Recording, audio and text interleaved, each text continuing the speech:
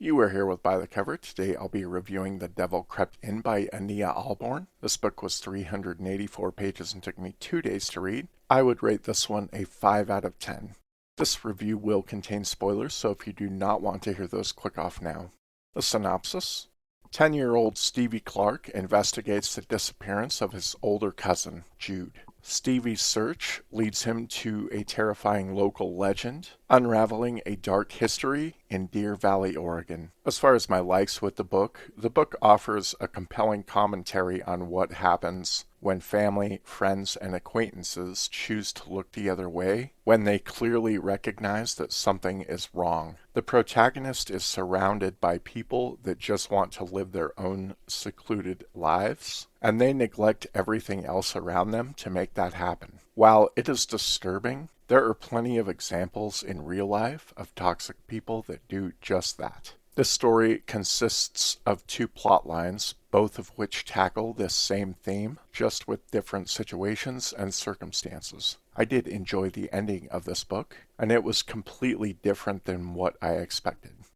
Unfortunately, this is about all I enjoyed of the story. The biggest issue that I had with this book is that most of the characters in this book did not resonate with me at all. Stevie is our primary protagonist. He is 10 years old, and he suffers from various mental health issues. His only friend is his cousin Jude, and his cousin Jude treats him like absolute garbage. Jude's disappearance is a catalyst for the rest of the story.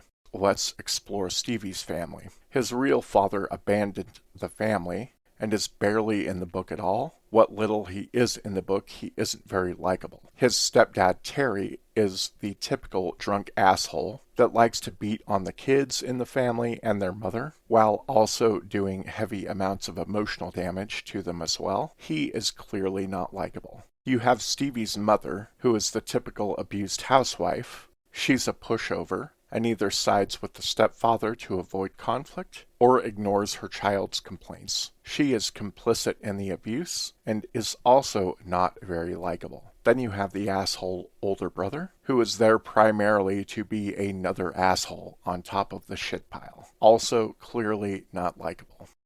Jude's father dies earlier in life, which turned Jude into a raging, unapologetic asshole to everyone around him, including his mother and Stevie. But Stevie still adores him for some reason I cannot discern. Then we have Jude's mother, Amanda, or Mandy as she's commonly referred to. She is nice, but she is also a pushover. She, like Stevie's mother, and every other mother in this book, is just happy to look the other way while vile shit is going on to keep it from disturbing her life.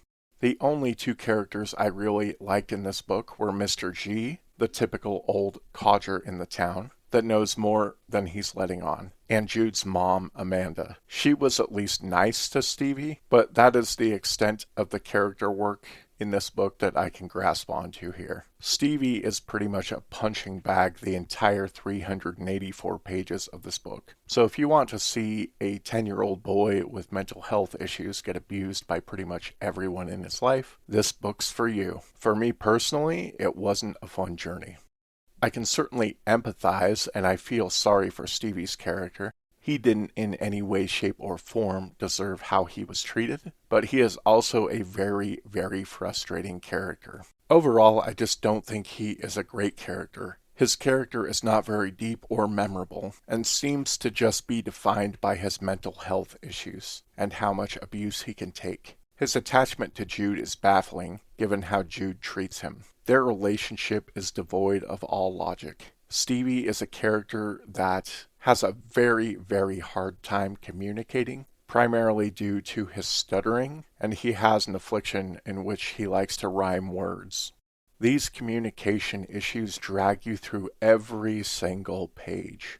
Stevie's superpower is taking something that should take 2 sentences and stretching that out over 3 to 5 pages over and over and over again. He not only does this because of his speech, but also because his thoughts wander worse than the mind of Stephen King in his later years, trying to stay on a point. You'll hit an exciting point in the plot, only for Stevie to douse the momentum with a side tangent or 5. All that is to say, the primary person we spend the majority of time with in this book is not my favorite either.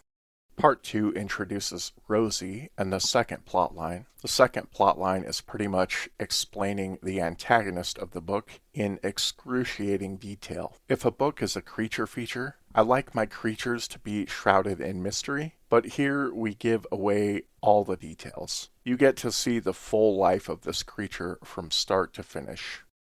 So, how much of this book was exciting plot or action? About 10 pages of this book was great in that regard. The rest of this book was dirt slow. Those are the reasons that this one did not quite click for me.